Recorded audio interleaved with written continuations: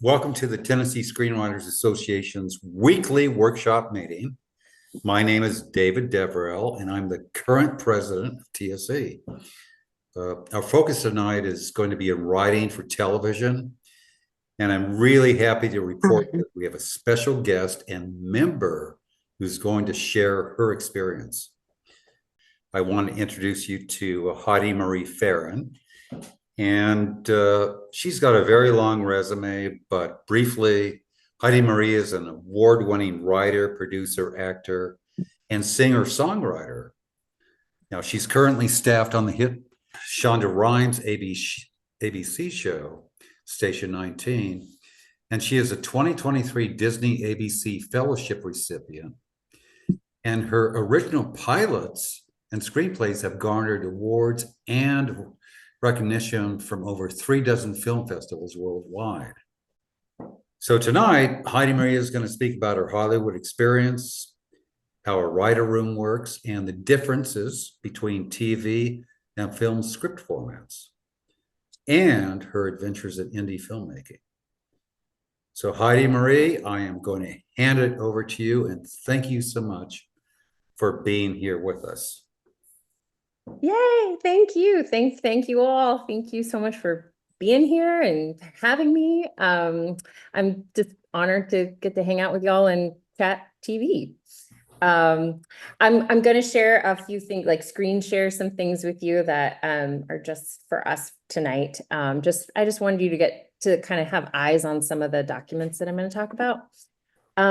But you already told me all kinds of things about my background, but Station 19, obviously we talked about that, but I just recently took part in the Native American Showrunners Program, and I got the Netflix's Accelerator. And I also served under Jim O'Doherty, who did Third Rock from the Sun and Grounded for Life, developing a couple new pilots. During the pandemic, I created a company developing IP for true crime and holiday features and rom-coms.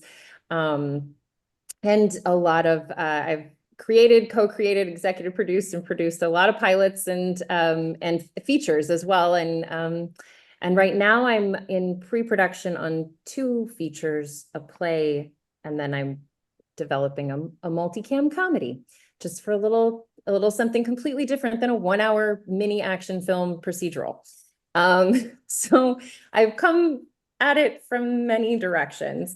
But I thought that I would start just talking a little bit about the writer's room and how working in that setting and on those kinds of TV scripts differ from feature writing or even developing and writing your own pilot, right? So, and if you have any questions, feel absolutely free to pop them in the chat. I will do my best to address them as and when I can. But if it's a big emergency question, just, raise your hand or, pipe up, and we'll also have some time for questions at the end. So I just want to make sure to give you information that serves everyone, so there are no bad questions.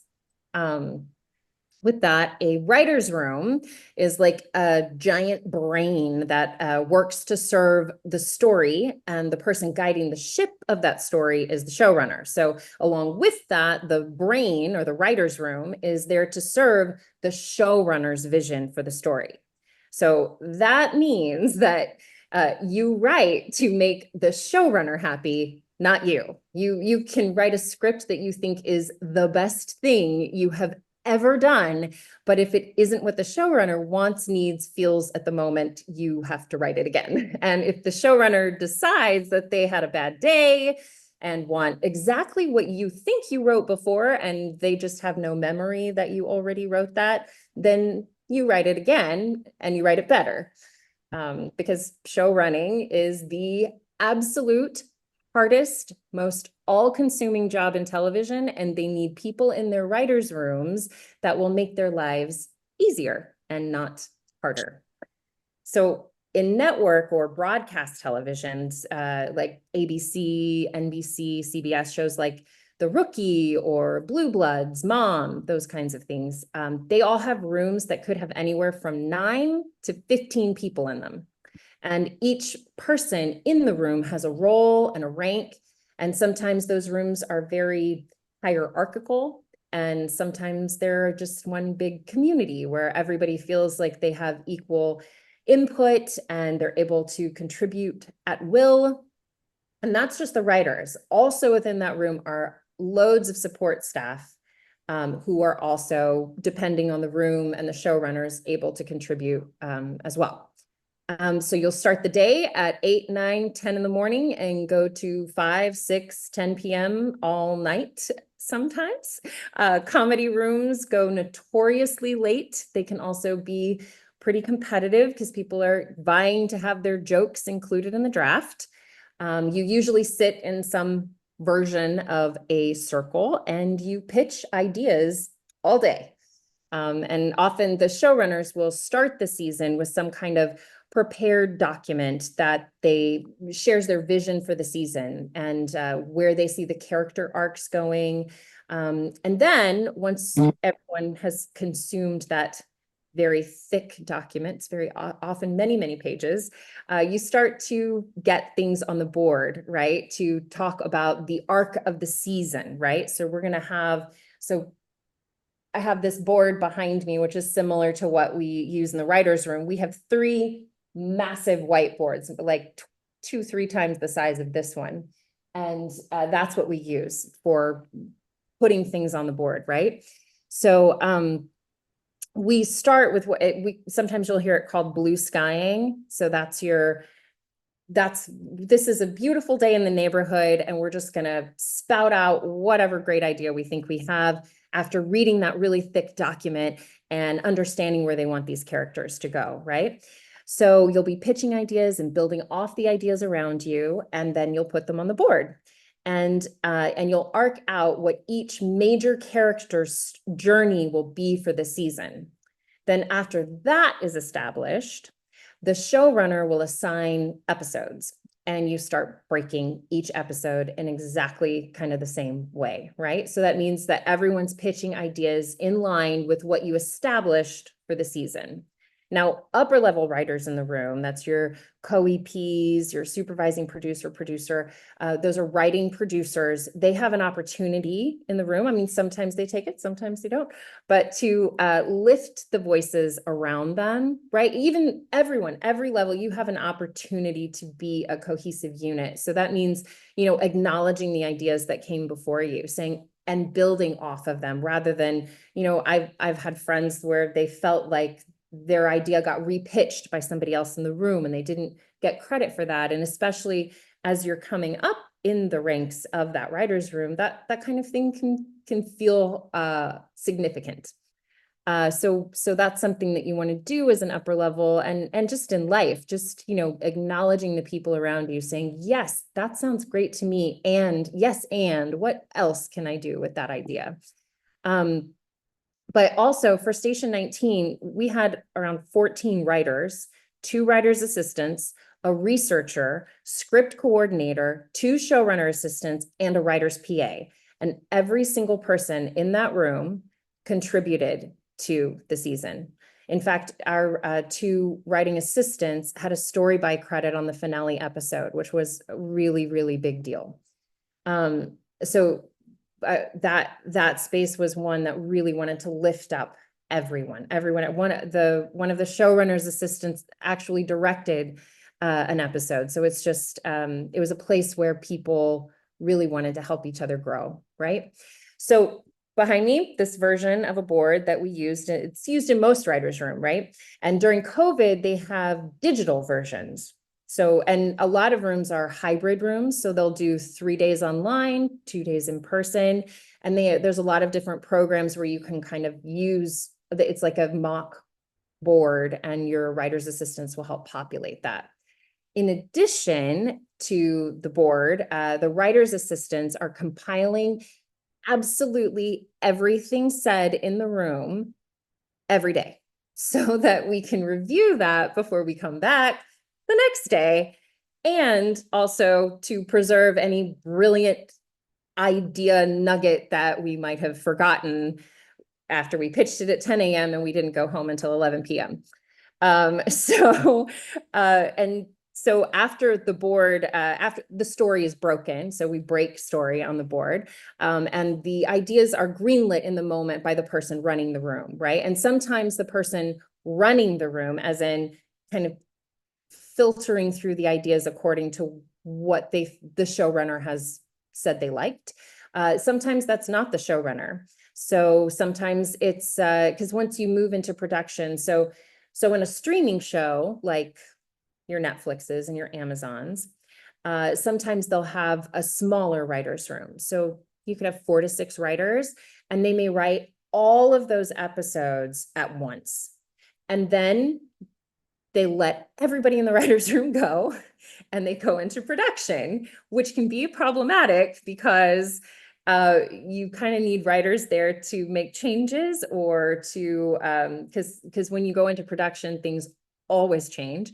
But in network television, often you'll be there for, let's say, 3 to 4 weeks, blue skying, breaking the season, right?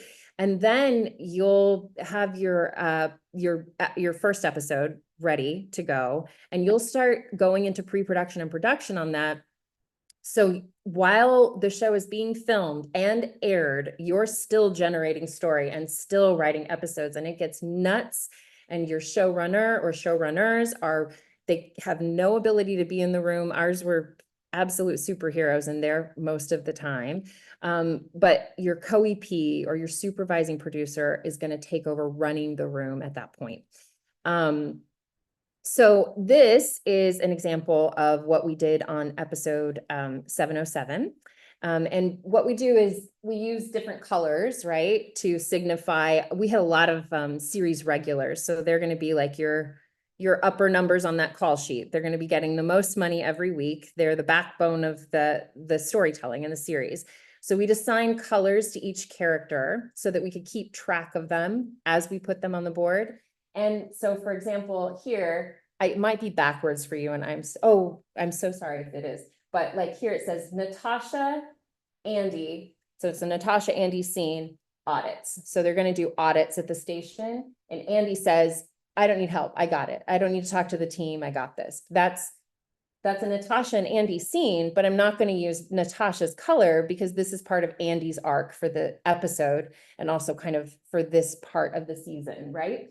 So Andy's arc for this episode is learning to lean on her team and not take everything on her own. So that's kind of how we would keep things straight. I'm missing an act here, but that's the world of this very poorly handwritten board. So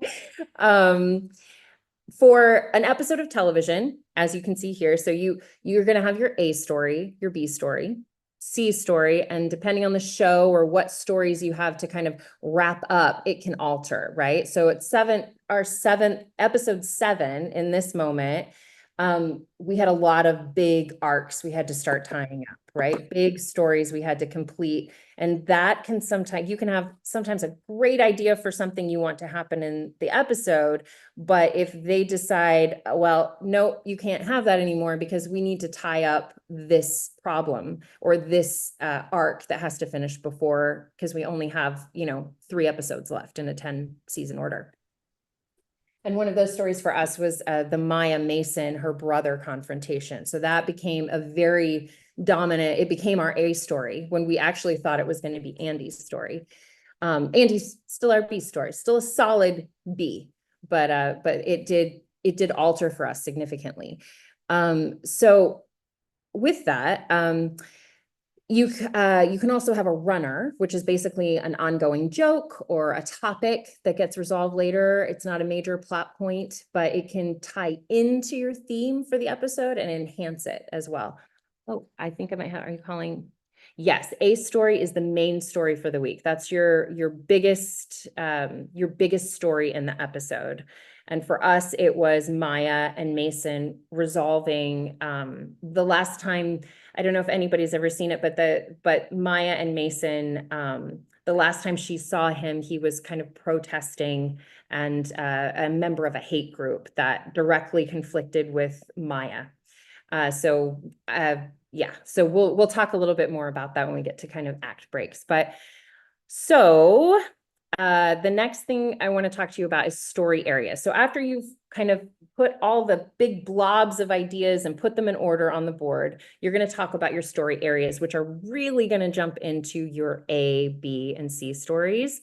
And this, I'm going to share it with you. Okay. So you see the story area. We do it by A story, B story. So this document is an opportunity for the writer or writers of an episode to go away after the episode's been broken and compile all the ideas from the board into more fleshed out story areas like this. They're going to talk about the character's arc in the whole episode and what's going to happen to our people as the story unfolds. They generally lay out the goals like this, A, B, and C, without going beat by beat. It's just like a paragraph. And the document itself is usually and should only be around 1 to 2 pages, because they help solidify the theme. They help make sure the stories are cohesive. And then it also helps you kind of find problems before they really start. Now, a room can function like I described, a big brain, but sometimes you can have a room full of upper level writers and the room can function more like lone rangers. So you'll come together to solve something, but you mostly sit in your office generating pitches for whenever you do meet. And sometimes the showrunner can get your work even after you've done a communal write and do a page 1 rewrite. And that's okay too, because it helps you learn. So the next thing, after you get the blessing on your story areas, you're going to go to the beat sheet. And now this is going to do the same thing, right? It's going to break down by your A story and your B stories, what's happening from your story areas, but it's going to do it in kind of scene format, but it's just the basic beats of how we accomplish the beginning, middle, and end of those stories, right? It's usually not longer than 8 to 10 pages. And you don't want these documents to be too long because your other writers are having to read it while also writing things of their own. So for me, I often would write as much detail as I needed to, and then I would go back, I would cut it, save most of it for script, and then just put very basic, as concise as you possibly can. Then once you get the notes and the blessings of the showrunner, you're going to go to outline. And at each of these points, the story areas, the beat sheet, etc., we would come back to the room for notes. We do like a round robin and feedback and continued brainstorming. So for this last one, we rebroke so many parts of this episode, and it changed constantly from back and forth and back and forth. And we leaned on each other for specialties. So one of the co-EPs in the room at that time was a former attorney. And we had a scene, an arbitration scene. So that was a huge asset to have him in there, to have even just the dialogue and the language and things that, you know, without him, we would have had to go to another consultant. And then also this episode that we're talking about was the first Indigenous story we ever told on the show, set in Seattle, which was really special to me and to the show, fortunately. So I was able to some good friends of mine at a tribe right outside of Seattle. They became our consultants so that we could really do justice to the story. So all of those things are happening simultaneously with breaking all of these parts. So you'll also, when you're doing this, we should all have our own writer's room. You will send multiple versions of this. You want to do Word, PDF pages, whatever the reader, whatever will make the reader's life more easy, because they're doing you the favor, not the other way around. So now once this gets clearance, and sometimes this is starting to go to executives, and they have their own notes. With Station 19, we were really fortunate in that we we went to Shondaland, and Shondaland kind of filtered the executive notes through. But a lot of shows, you might get executive feedback at the outline stage, which is where we'll go next. So the outline is going to look more, you're going to do that in final draft. It's going to look more like a script, right? So this is your summary of each scene, right? So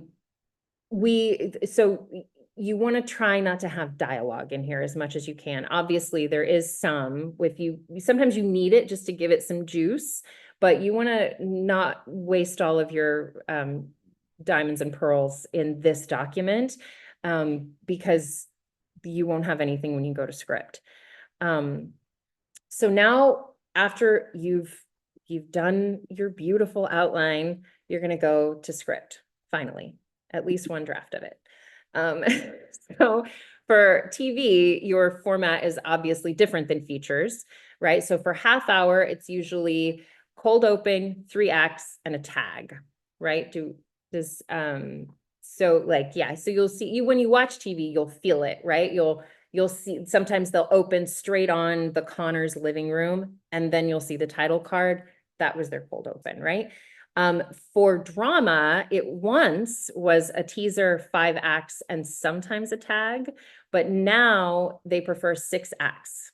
If it's a pilot, you would just, in your act 1, you would put the title card where the teaser would end. So that's kind of your act break, but it's all considered act 1.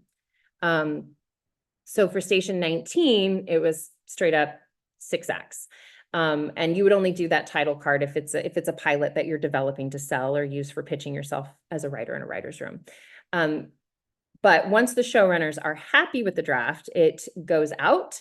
We have a table read, and table reads don't usually happen anymore. So that's something that is a beautiful, beautiful thing, because usually the writer of the episode casts the guest stars and the co-stars from the writer's room, which was really great for me because it actually led to me getting cast several times. And it was a great reminder that being a writer didn't mean I had to stop being an actor, and that all of those skills could be of use, not just to me, but also the show and my fellow writers, because the table read is populated by executives, and those are executives at every level. That's ABC, it's Shondaland, it's whatever show you're on, NBC, it's everyone that makes that show go, all the people that can hire and fire you. And you want your script to be read well, because it means that they will have potentially fewer notes and more excitement about the episode. So and it's really, I mean, it means a lot to the writer when their fellow team is coming to them and trying to make sure they do a good job. Like, that was something that I will always be grateful for, to have someone care enough to be like, is this the way you want this, so that you don't have to rewrite this because the executives didn't get it. For your scripts on a 1-hour drama, page count is usually somewhere around 52 pages. It depends on if your actors are fast talkers, but it's around 52 pages and 45 scenes. So for station, they only aired 42 minutes and 20 seconds, and the actors spoke fast. So that's why that page length was there. But for a show that had a lot of, I don't know if you've seen Disclaimer, there's a lot of silence in that show. That script must be 20 pages long. There's so much silence in that show. So just to break down, I know you all will already know all this, but Act 1 is typically where we're introducing the main stories or the theme of the episode and the conflict. Act 2 is going to build that tension even further, develop the plot, and then Act 3 is going to introduce a significant turning point or complication. Act 4 will escalate the conflict further. Act 5 is going to lead to near resolution with high stakes. Act 6 delivers the climax and final resolution with a sense of closure. And that's a delicate balance, because especially we were told we don't want to resolve all of our stories in Act 6. It'll feel too perfect and boring. So they like things to be a little bit messy and pull out the resolution of each story so the whole act isn't filled with just trying to tie everything up. So we'd conclude like our C story in Act 4. Maybe we'll do a B story mini resolution in 5, and then have a big resolution in 6, and some kind of either cliffhanger or big party at the end, right? But act breaks are very important. That's why when I opened this draft, I started here. So an important thing to remember is that each act break is going to introduce a new set of complications or challenges for the protagonist. They're going to work to escalate the conflict. More than anything, they're going to keep the audience coming back to watch the rest of the television show. And they don't include act breaks in a lot of scripts. I'm sure you know, especially streaming, you won't see act breaks. But often, and I know I do too, like I will still write to them. I know a lot of people, especially let's take holiday movies, will, you know, even when they're not doing that, they'll do a 9-act structure because it keeps that drive. It keeps that idea of having to resolve something. You're having that drive through the episode. And so, but for network and broadcast, act breaks are extra important because they are where your commercial's going to fall. And also in streaming, now that they've found the only way to be profitable in television is to have commercials. That is why we broke television, and now they're trying to fix it by putting commercials back in. So really, we need act breaks there as well. So we don't want the dreaded channel surf. So in broadcast, these act breaks, they're your bum, ba-dum, bum moment. So here as Maya and Mason, right? You know, the last time she saw him was at this, with this hate group, right? And so at the beginning of the episode, we see Maya is unsettled. There's something not right with her and we don't know what it is. And then she goes on inspections, and then we see she's gone to this apartment and there's Mason. It was Mason's apartment that she found. And now we know, oh no, we come back in Act 2 and it's all hell's going to break loose, which it does. Big old fight for about 3 more acts. You'll also notice, I'll scan through here slowly. None of these scenes are longer than 2 or 3 pages. And that that's about right in TV. You want this clipping along. It's boom, boom, boom. It's on to the next thing. In this draft, also, you'll see a lot of like white space. This is after the script is locked. So once you're in production and the script is locked, any changes are going to mean that we don't want our scene headers or page numbers to be dramatically altered for production. And we can talk a little bit more about that later. So a multicam script is the only kind of exception to this. Sometimes you can see an 8-page scene in a multicam, and that's because it's set up a little more like theater, right? A little more like a play. And to sustain that, you're going to have, those actors are going to be working. It's all about timing and staging, basically, right? Because they build these sets, you've limited locations, so you're going to have to stay in those locations longer. So after the read, I'm going to stop sharing for a moment. We move into pre-production, right? And Station 19 was basically like a mini action movie. So we had many prep meetings. And as writers, it's important to get to know your director before that prep meeting, because they're usually different directors for every single episode. And sometimes they've not watched the show. Just putting it out there. Unfortunately, that was not the case with me, but and also sometimes a director will come in and have their own vision for how it should go, and it completely contradicts with episode 8, 9, 10, like or anything that came before. So I know stories of directors who've come in to direct, an Art Nouveau episode of a multicam comedy, and it just doesn't quite work. Save it for your Sundance feature. You So yeah, but the director really is your creative collaborator on this, and you hold the keys to what happened in previous episodes of the season and what will be happening in the episodes to come. So you really are very valuable in that process. And the director's your primary collaborator, but also every single department, from props to casting to hair and makeup, every department is very specific about getting their part of this process absolutely perfect. And they will read your stage directions very literally sometimes. So it's your job to communicate, what's literal and what's suggestive. Did you really want a painting of Oscar the Grouch on the wall, or did you want physical trash pinned on the wall? Like, what are we really going for? And every single person is an artist, and they make your scripts live and breathe, and they are trying to do everything in their power to intuit what your vision is and what your intent was when you wrote every single word on every single page. So in this world, I just want to make sure I haven't missed any questions here. Okay, I'll talk about one pagers and the theme. Quickly, just to address this question.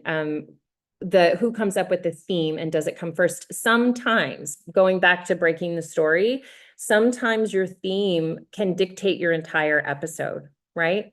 And we would come up with it sometimes as a room, but oftentimes it's the writers kind of, as they start developing story A and B and what you're feeling, like it will come kind of out of that and refine as it goes.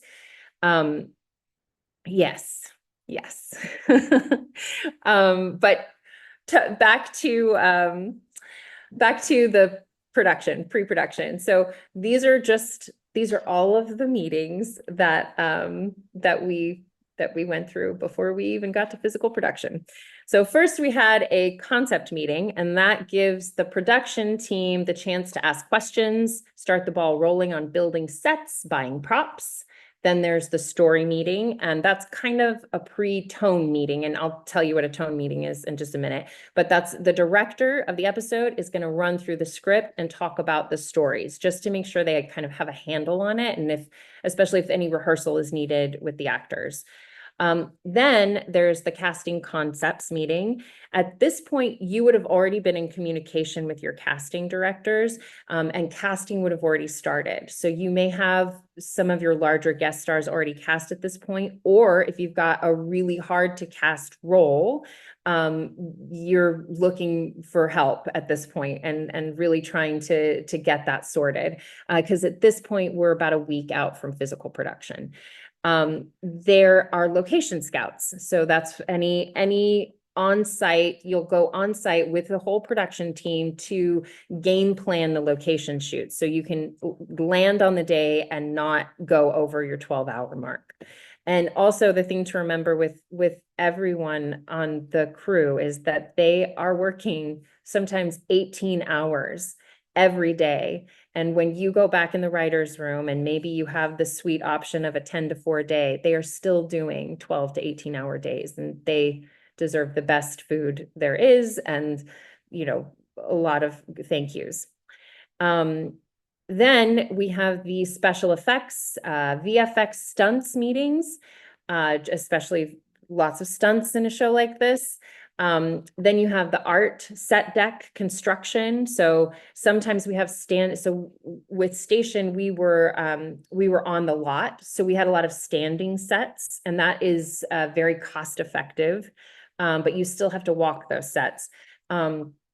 But often we would build. So when we did the Maya Mason, they built the inside of Mason's apartment, and it was in a matter of days, and it was stunning. Then we have an intimacy meeting. So for any episodes with intimacy, which is really important, that's anything from just making sure the actors are comfortable. They'll do maybe a dry run rehearsal with a limited amount of people. The actor can communicate how many people they'd even be comfortable being present, or what if something was written that they are like, absolutely not, I am not doing that.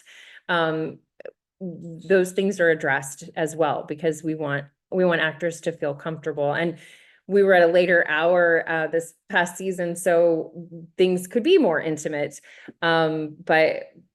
But also that meeting is very important for all of those things. Then we have props, costumes, hair and makeup. Then we also had a fire and med tech meeting. So we have a medical staff and fire services staff that make sure that we do everything as accurately as we possibly can, even though it's television, and we definitely bend a few rules and do a few ultrasound guided injections that maybe would never happen in real life. But then we have the tone meeting, and this is the most important meeting ever, because this is the meeting that the showrunner goes through the script scene by scene to make sure that the director's on the same page with both the showrunner's vision and the writer's vision for the episode. So in the meeting, they're going to talk about intent, point of view, tone, visual storytelling, how the scenes may feed future storylines, how funny scenes should play, key scenes in the episode. And it's always surprising how often two people can look at the same scene and have completely different interpretations. We encountered that with many times on different episodes. So that meeting is so crucial.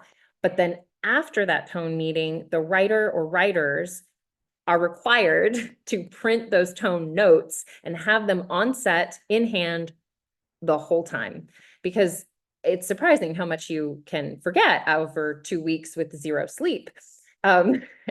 So as the writer, you are there to serve the director and the episode in remembering what the showrunner wants and needs, and then gently and respectfully whispering in the director's ear, "Oh, our showrunner mentioned wanting a take that was like a little more angry, and maybe could we just get one take that's like that, just so we have it in the can." And then you smile a lot and you say thank you a lot and you back away slowly. And hope that happens. But writers also, they aren't always on set or allowed on set or wanted on set. But I was fortunate that not only were we supported in being on set, but we were there for every piece of the pre-production puzzle. So, and I had a producing background, which really served, but also my acting background was useful because, that language is so helpful when, we'd be huddled with the director, freezing in the rain, trying to think of exactly the right terminology to kind of help guide an actor or motivate the performance of an actor to get whatever that tone was on the tone meeting note sheet. So all of the tools you bring to the table are extremely valuable. But on that note, only the director gives the notes to the actors. Sometimes the actors want to ask questions to the writers, but you have to be very diplomatic and really think through how to respectfully encourage the actor to take the question to the director, and vice versa. So you always speak and collaborate with the director too, because you're a team. Now, things become very different when you are producing your own pilot, especially when it comes to the budget.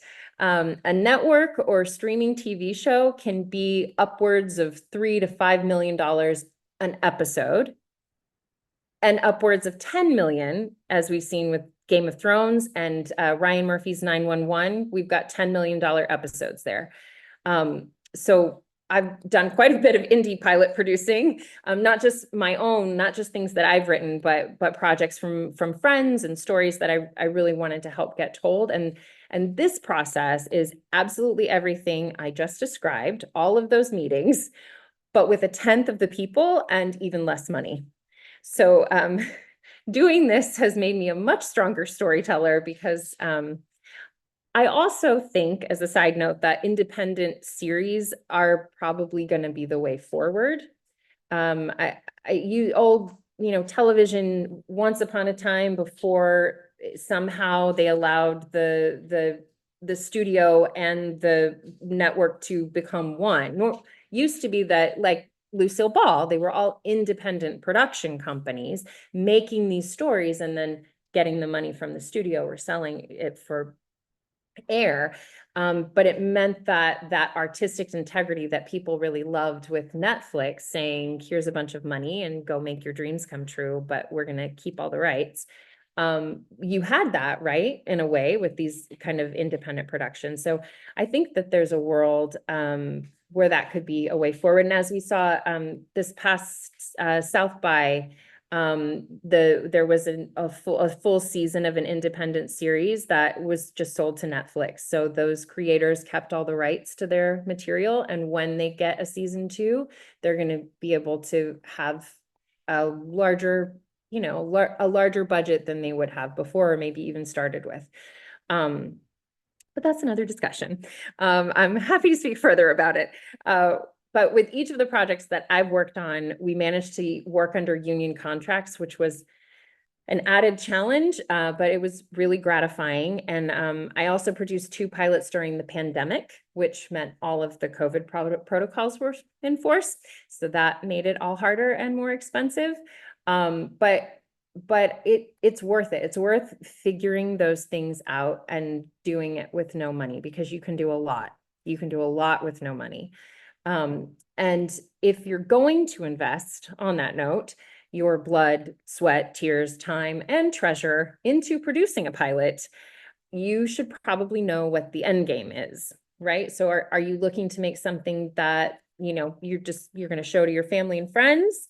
Are you looking to use it as a proof of concept so that you can sell it to a network who will likely recast your pilot and remake your pilot as they do the whole season? Or are you looking to get funding to shoot the full season? And if so, do you have a plan for distribution? Or did you shoot this pilot and you're like, well, maybe I could just sell this to HBO as interstitial content and they could break it up into little pieces? There's a lot of value and things you can do if you did choose to shoot a pilot, but you should think about those things before you start paying for equipment and things. So there's a lot of crucial elements to a good pilot. Like, what's the value in shooting a pilot versus a short or a feature, right? So a good pilot is going to have a strong, interesting, conflicted central character and supporting characters who apply pressure to that central character to grow or change. They also give those other characters give you more opportunity for story as the show continues season after season. But the thing a pilot must have beyond really interesting people and dialogue is a solid story engine. So whether you're producing it yourself or selling it, you have got to prove to buyers that you have 3 seasons in the can, because that is what it takes before a series can become profitable. So every television series you see on television, that's why limited series are very hard to get done, because they're great because you can get big stars to be in them, because you're not booking them out for a longer period of time, because they'll be contracted to multiple seasons if you're planning for multiple seasons. But if you can say, hey, Nicole Kidman, I have 1 season of television, you're going to love it, I will pay you $1 billion to be in it.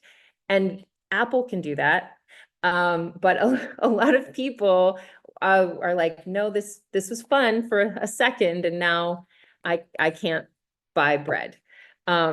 So that's why if you're gonna do a series, you really want to be able to show this is why you're going to keep coming and watching these shows, right?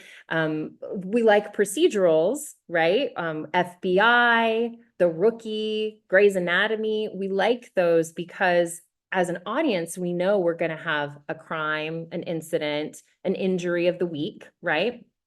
Surrounded by soapy love stories. Or we'll have an ensemble of people we delight in watching solve the mundane and wonderful problems of life, like Connors or Seinfeld. But I need to know, what am I coming back for, right? I want to know how your engine, what is that thing that's going to keep generating story for you? Because if you know the ending, then it's probably a feature or a limited, and then you should win the lottery. Most often, but another good thing is that most often these days, you're selling a pitch and not a written pilot, right? So especially with larger entities, they want to have a hand in developing the written product. So you can see that from Hallmark to ABC to Netflix, and this is a win for you as a writer, because they are then buying two things from you: the pitch, and then hopefully hiring you to write the pilot. So, and there's a difference in, so that's when you would, pitch decks, right? We all have heard pitch decks, so much fun. And top enemies most, it's pretty much gone. And oh, I'm gonna get over to there after this. But I'm just gonna share kind of two versions of a pitch deck. Let's see here. And oh, where'd you go, everybody? Okay. All right, so here's an example of a pitch for an in-person pitch, right? And I'm going to scroll through here. You'll see no text, right? They're just big pictures. And that's because a version of an in-person pitch, you can have a pitch that has words, but I have it on good authority and in personal experience, you want whoever you're pitching to be engaged in the story. It's story time for them. You want them listening to the dulcet tones of your voice as you take them on a wonderful ride through this world, right? And the part of how that happens is having, high resolution as you can get images on the screen where they can see, oh, that person and that person up against each other in the scene. Oh, I know those actors. Those actors would have great chemistry together. And I know there's a lot of debate about, well, do you use celebrities in your pitch deck? Yes, because you're not casting it, but those celebrities come with a story, right? I have a feeling about an actor, and what you want to convey is the feeling of your character, right? So even if they didn't get in whatever you said that this person is a sultry and elusive or mysterious, they're going to know because you put an actor on your screen that is sultry and elusive. And that's where you want to do, especially in a visual pitch. It's the movie, right? The other thing is an option with where there is text, right? And in that, still having lots of images, but you're going to include the written components. Now, you can send this, a lot of times you'll send this before. So you send this in place of a script or with a script, or you choose one, or you could even have it as what they call a leave behind, right? So you would leave it with whoever you were with. It's very useful. Again, especially you want to convey the tone of whatever it is that you want to have some comps in there. So the basic elements that you want to include on your pitch are logline, synopsis, character profiles, episode breakdown, and a season outline. And you'll also include some background about you, your role with the project, any talent attachments that you might have, or production company attachments, or IP, intellectual property. That's like, an article, a podcast, book, comic is another one. Anything that you actually have the rights to. And if you can do that, that's another talk about how to get shopping agreements and things like that set up with things like that if you need it. But the most important part of any pitch, of any pilot, that you spend the time creating is the you of it. You are the most important part of the pilot. Why you should be the person telling the story, regardless of whether you want to stay attached to it after it sells, because a lot of times you might not, right? But what is that personal piece of this story that tells them that you are the person to tell this? You know this world in a deep way, and why it's important to tell, and why you need to tell it. Why? What is that thing? Because especially in a visual pitch, which could, I've done it where there's like a big old screen and that visual, those pictures are behind me or beside me. But I've also done it mostly, and most of them are now on Zoom. And what is that thing that's going to have them connect with you as the creator and the writer of this story? Because there will be 1,000 rewrites. There will be so many changes, no matter what. But if they feel connected to you and connected to the story through you, it doesn't matter if you walk in there with, you know, a pilot pitch that they're like, oh, I hate that pilot, but I love those characters and I love their story. That maybe not this show, but their story makes me think, you know, what if it, I don't know, what if we set this in a movie theater? It may change everything, but if you can make them feel something in that moment, because that's what we want all television to do, is to make us, to change, to make us feel things, to make us laugh and cry and not feel alone. We come to story to not feel alone, but also to learn, and it's powerful. I think it's the most powerful thing in the whole world. And I came to writing, like many people do, through many hyphenates and paths. And I started as an actor, which I still do, but I also performed for the military. I became the last and longest Miss USO. And then I'm also a caregiver for my mom and a court-appointed foster youth advocate, and lots of different roads. But all of them serve my writing, and all of them are things that help in a writer's room as well, because you need people to generate stories. And that's how we also protect ourselves in the age of AI. But many minds bring a diverse world of perspectives and experiences, and we need those stories to make the world a better place. So for anybody out there doing 52 different jobs and raising 42 children, or juggling terrible work-life balance, remember that all of that feeds your stories and makes you more of a writer and not less. And that's what I have to say today. I'm going to look at these questions. All right, thank you so much. That was absolutely amazing. Thank you so much for just being with us. Thanks for Uh, having if me.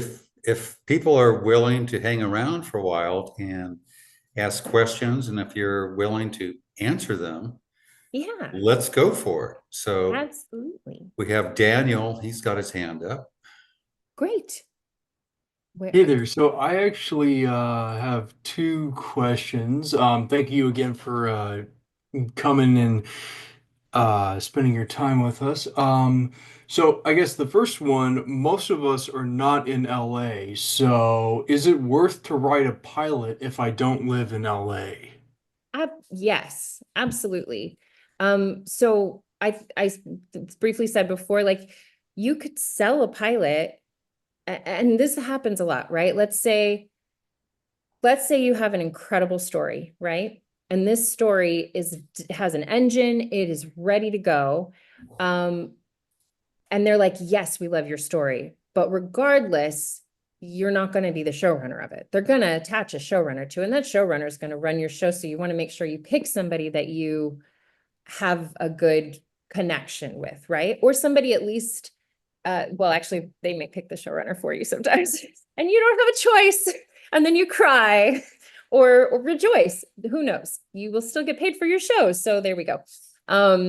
Yes, it is worth writing a pilot. The difference is, it just depends. So if you sold that pilot and they're like, yes, and we want you to stay attached, and this showrunner's like, oh, but you must be in Los Angeles to do an in-person room, you would figure it out. But also, you don't have to, right? You could still do hybrid. We even had we had a writer on Zoom the entire time, even when people were in person. So you just want to work that out. It is possible to, even if it was in person in Los Angeles, they have in-person rooms in New York, but also a lot like FBI, the show FBI is all Zoom. The writer's room is done totally on Zoom.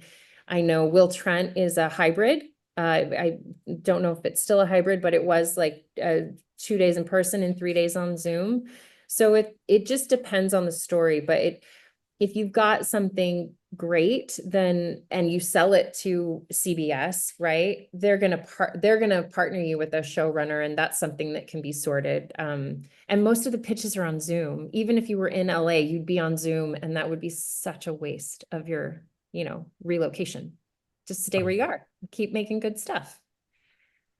All right. So the next one, I didn't hear you talk about this. I guess it might be a little just personal taste, but I did kind of like look through a bit of your IMDb, not a whole lot. So what is your thoughts about writing sitcoms, kind of like where everything goes back to the status quo at the end of the episode? Like my opinion about it, or Yeah, do you like that type of show? Because the show that you were describing almost sounds like kind of like a linear storytelling, like, one kind of builds up after the other, and then you have this big kind of final show, kind of big grand for the finale. season, right? Is that what you Mhm. mean, for the season of television that Yeah, the whole arc.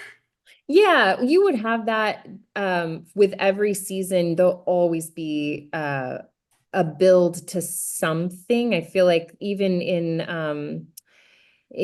even in the Golden Girls, right? Which I love the Golden Girls. There was always, there's still sometimes was a serialized thing that would go through, not as much as they do now, but shows like Mom, right? They have storylines that continue and complete in that final episode. So there's still an arc, even if it is going to be more premise and situational. And I think that that's a response to all of the streaming shows, the serialized shows that we have now, so people can stay invested with the whole series. But I also think there's a place for Seinfeld, right? Where it's just show after show after show, and we love it. Friends.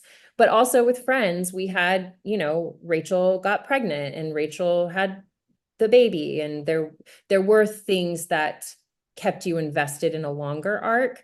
But I think that as long as I'm invested in what's happening on screen, I think it's all great. And I also am not like I just did 1 hour drama, and I'm developing a multicam comedy.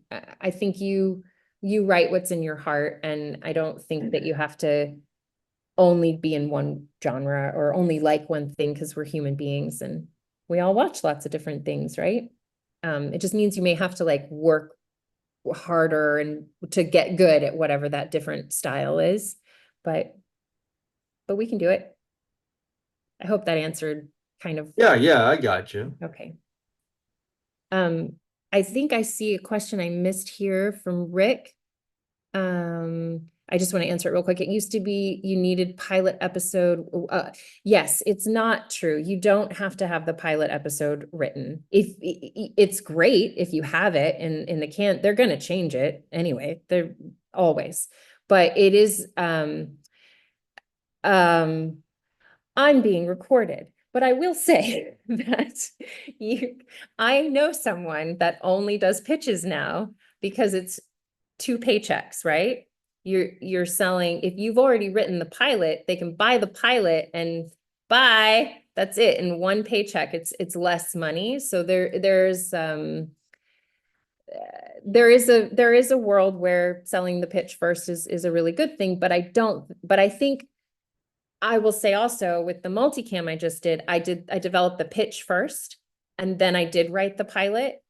And a lot of the pitch changed after I wrote the pilot, and it made the pitch better. But I think it's up to you. But I wouldn't not pitch something because you haven't written the pilot yet. You know, I think everything's, you could get in a room to pitch somebody and they're like, I really hate that. What else do you have? And then you're sweating through your clothes because you're making things up on the fly. So don't feel like you have to have it done to be able to share the idea. Bob? Hey, thanks so much for doing this. It's been really great. So obviously when you're writing for a established show, there's a huge group of people that are involved with developing the seasons and the episodes. When you are writing for yourself, obviously, typically it's you, but I'm just curious about you personally and other TV writers that you know that are obviously trying to develop your own things. You don't have a writer's room, but does that mean you have a network of other writer friends that you get your feedback and develop from? Yes, absolutely. That absolutely. And this group here is a great resource for that. There is nothing like, it is unbelievably valuable to have feedback from people, even if you disagree with that feedback. The disagreement is of value because you're understanding what you want to defend about it, or also take notes. Don't not take notes. Take all the notes, because there's always a note behind the note. Even if you think you disagree with the note, be like, okay, wait, but why did they say that? There's something they're missing. Maybe it isn't that thing, but it's something, and I can fix that. But you have to beat it up and allow people to kick it around, because and go to people that you trust, that you know will give you good feedback, right? So another thing that I like to do is there's the app Speechify. Sometimes, always, before I send anything out, I like to read it out loud and act out all the parts and be that person talking to a wall. But also I've found recently Speechify is super, super helpful because I get to listen to it. And it's like my own table read, even though it's one voice. It's helped me so much because I experience it like a movie, even though I'm listening to it. But yeah, I think writers groups are incredibly helpful. Writers groups are helpful for two reasons. One, because they can impose a deadline on you. And two, because they're a support system, because it can be very, very lonely living in your imagination. And sometimes you need to take a break and not write for a month. Or I know there's people say, write every day, write every day. You will all write every day, but sometimes you need to go and look at the butterflies and remember what it is to be a human being, because sometimes I forget what it is to be a human being when I'm just writing about other ones. Yeah, so I think that you absolutely have to not be there. There's also a lot of people that think, don't share your work, don't send it out, someone will steal it. Yes. Yep. Somebody could, or you could think somebody stole it. You could feel like, oh my gosh, I wrote Zootopia. I mean, but that was real, his stuff to get stolen, but that's the only thing I could think of. I wrote Desperate Housewives. I wrote it. But yes, my characters were dogs, but I wrote it. There's always something, right? But if you have to take a risk. You have to be if you aren't willing to share your material with an executive, they don't want to be sued. But if they don't read it, you've lost your chance to have them to hear your voice, to see your work. And I just think that yes, it's a risk, but it's a calculated risk. I wouldn't like print it out and leave it at the grocery store and hope somebody takes a copy. But maybe the right grocery store. But I do think that you sharing your work is very important. Yes. And just kind of to piggyback off of that, I've I've known a lot of writers who have everybody they send a script to or hand a script to, they ask them to sign NDAs, and uh, the people in the business, I think, understand what that can do. But I just want to verify from what your opinion is on that. Yeah, no, I'm obviously I am not a lawyer, but if I had an opportunity to send my script to the head of Netflix, I'm gonna send it. I'm not gonna have them sign an NDA because they won't, and they won't read my script, and they're gonna think I don't know anything. They're gonna think I'm inexperienced because if anything, they're going to make me sign something so that I say, I know they could possibly have something in development with exactly the same idea behind it. And you know what? I'm going to sign it because I want my script read by the head of Netflix. And other people could go opposite. I know people that have, but I just think they don't want to get sued. They have 1,000 attorneys. I can't tell you how many forms you have to sign, and they're to protect them, right? But they also need story, right? And they're gonna, and they want to know that working with you is easy, that you're a person that they can collaborate with, right? That if you get in a room with an executive and you've put your life story on the table and they say, that's a great story. What if we set it in somewhere tropical, but like you grew up in the desert and you feel like it's a crucial thing? There's a way to take that and to honor their feedback without disrespecting them. There's a way to say, oh, wow, that's really interesting. I hadn't thought about, let me get on that. Let me think about some things, and I'll keep thinking about it. That there could be something there, and then think about it. And if it really doesn't work, you can you can breathe and be like, that was the stupidest note I've ever heard in my life. And then you can go back to them and say, you know what? I really love that idea and I thought about it, but there's this scene in Act 2. And if we aren't at a place where I can have cactus, it really affects how it plays out. So just finding that way to everybody, it's such a hard industry, and every single executive is, they've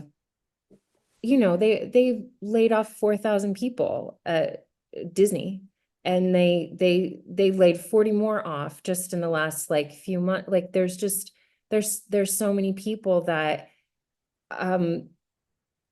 want to do a good job and have their jobs at risk, right? They want to tell great stories, and they want you to tell a story that is going to get greenlit, right? So they hear your pitch and they're like, oh, I love this pitch. And they're going to help you so that when you go to the next room to pitch, they know that you're bringing something that they already know the network wants. There's some mandate out there that they want stories about a female entrepreneur over 50 set in Saskatchewan, and that's exactly what you have. But they're going to make sure that everything you do is selling it, that they're prepping you for success. And just remember that they're out to help you and not out to get you. Yeah, Lisa. Hi there. So thanks again for coming and sharing with us. You said you had done films as well. Mm-hmm. Yes. So could you talk maybe a little bit, because there's all these layers, right? Like you get your script and then you have to try and find an agent, and then you have to try and, like you query, then you have to learn how to pitch. And so all these things. And but one of the other big, I guess, hurdles is distribution. Could you maybe talk to maybe like an ultra low budget thought on how to move through the distribution process and how to even start approaching that? Yeah. Well, I've really started with like the festival circuit is where I've started, and through that made contact, because there's a lot of like reps at these things, especially. But you really have to do some legwork and make sure that you're not wasting your money and you're entering the right festival. I also think it's a great opportunity to kind of like maybe you learn something from the audience and you want to tighten up and edit. But also you can reach out, like there are places like you can just cold call, and you just have to be careful with distribution, because there's a lot of but that's also another thing about this group and the resource it provides, right? That there are so many people here that you can like say, is company Jojo Bear, is this a good company, right? And maybe somebody will have had experience with them. But for pitching, for all of that stuff, I would say to be scrappy. I mean, you agents are great, managers are great, but they're greater when you're doing a lot of work, when you are bringing them something so that their reputation in the industry can do its job, but you have to kind of jumpstart the car first. And sometimes that means being your own representative and calling people and trying to get through in inventive ways. It's going on IMDb or any other place and triangulating specific production companies or specific distribution houses and specific people within that maybe they're doing a panel at the Nashville Film Festival. And that's an opportunity for you to have gone there, you've done your homework and your research, and you can approach them in person and be specific and have done some homework on them and be like, oh my goodness, I loved the work that you did in Joe versus the volcano.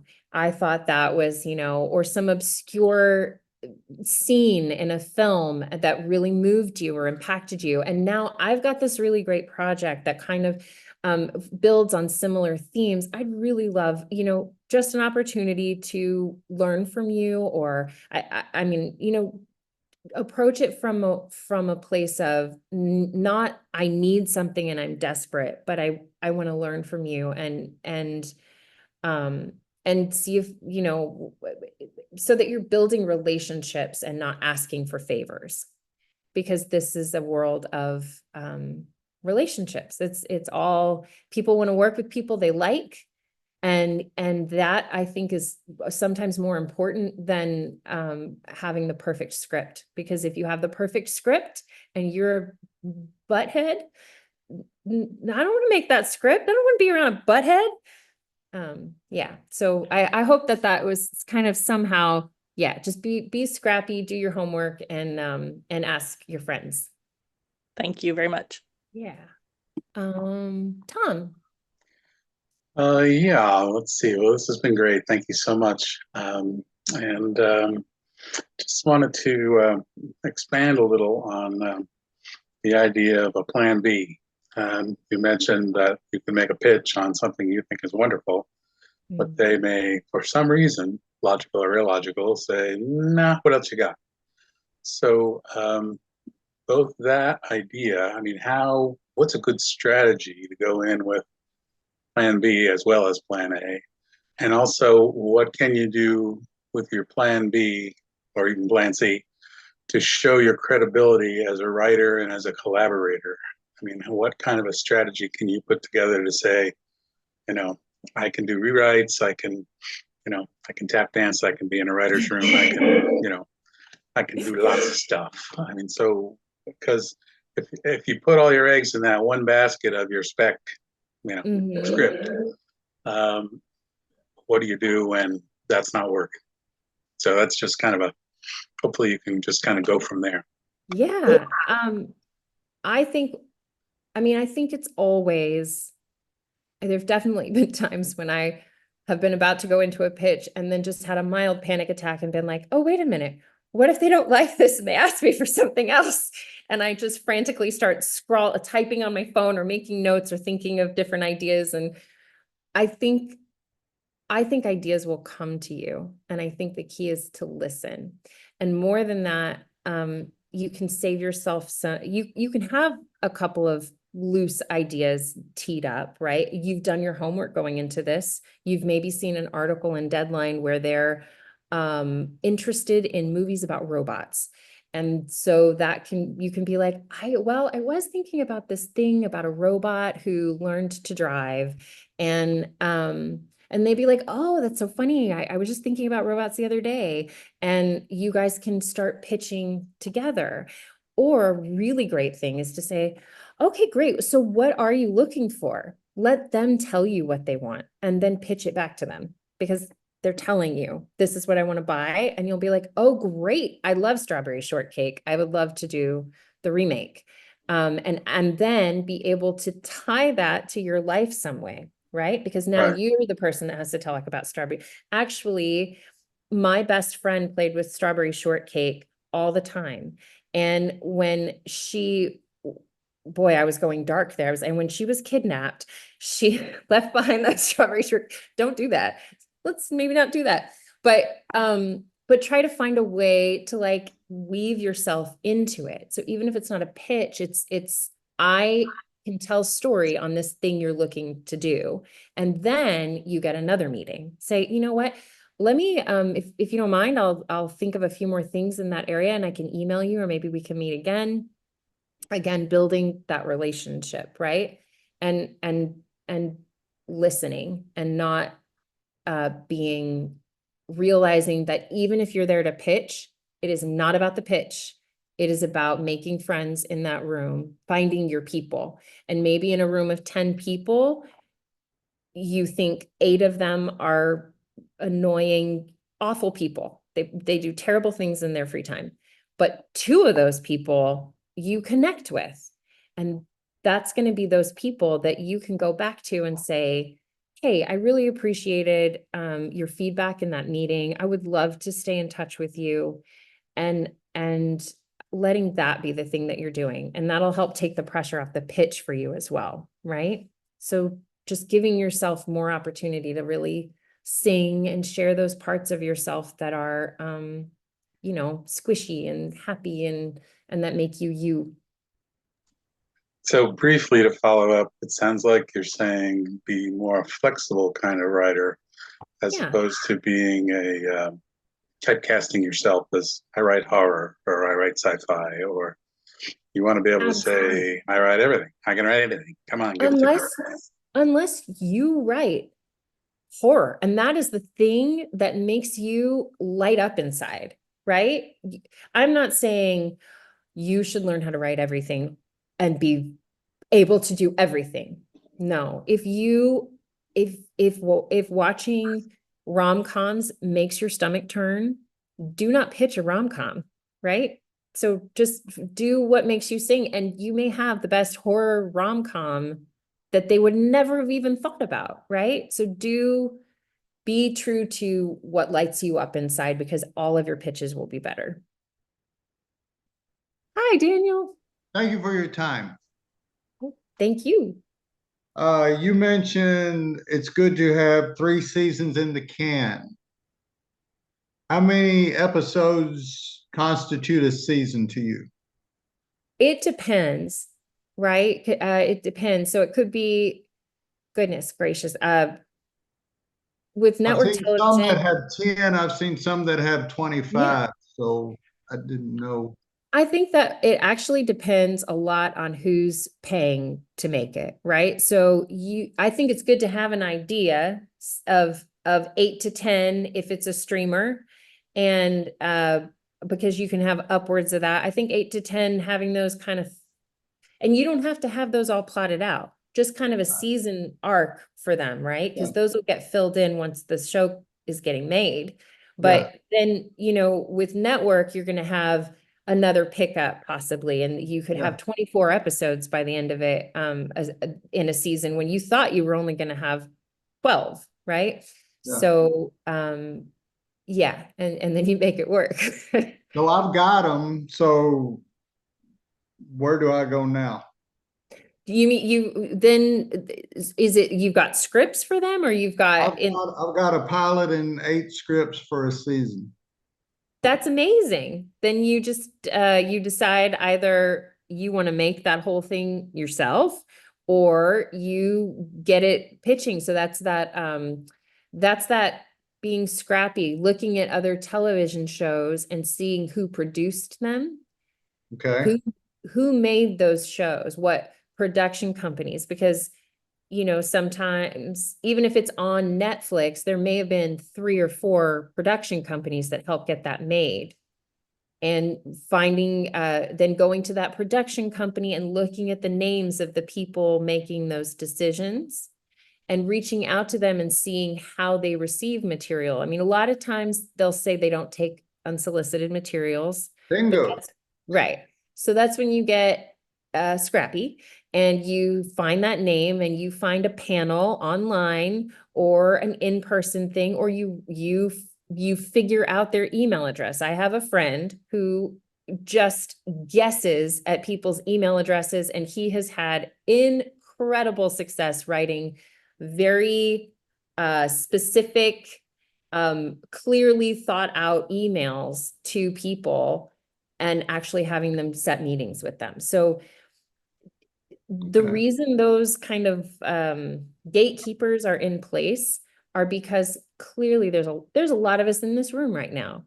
And sometimes people like to see their family. And if they heard all the pitches that we have, they would Yeah. not do that. So you're trying to make their life great and easy, right? So, and you're building a relationship again. You're not asking for something. You're looking to plant seeds and build a relationship because that we all want to work with people that Yeah. care about us. So you want to Yeah. be as invested in them as you want them Yeah. to be in you. Everybody I've talked to said you need representation. I said, okay. Yeah. So where is representation? Well, that's another thing. You look for managers and agents. You can do that on the internet, on IMDb. Mostly I'd just start Googling, right?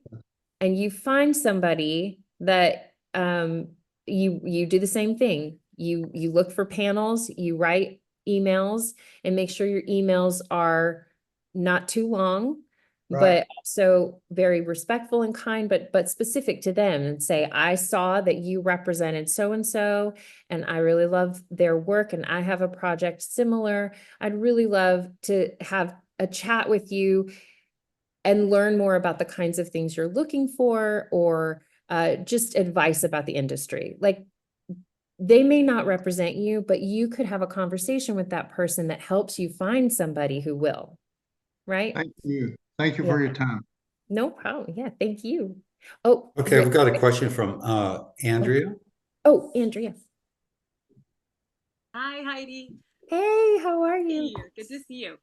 Quick question. When you were talking about the writers' rooms, when we're going on all of the various meetings, location scouting, and are we just talking about the upper echelons of the writer room, or are you talking about staff writer all the way up went to these meetings? It's the writers assigned to the episode, writer or writers. So that they're going to be the ones going. And then because the other writers are in the room writing more episodes and breaking more story on the board. And then you also will be getting those notes and those outlines and those story beats that you need to send them notes on. So you're still giving notes on other episodes while you're in pre-production and production. Yeah. Wow. Okay. Yeah. So you No are problem. it's a juggling act. There's no balancing in a writer's room. You're juggling all times. Okay. Yes. Thank you, Heidi. Thanks Yes, and it only gets worse, but in a good way. Well, there you go. Thank you. All right, Heidi-Marie, thank you so much for your time. This was a fantastic session. Looking forward to seeing you in the future, and Thank you. Thank you for having me. Thank you all. This was great. And thank you for your questions. yeah, you are awesome. Really appreciate your time and wisdom. And we will see you guys soon.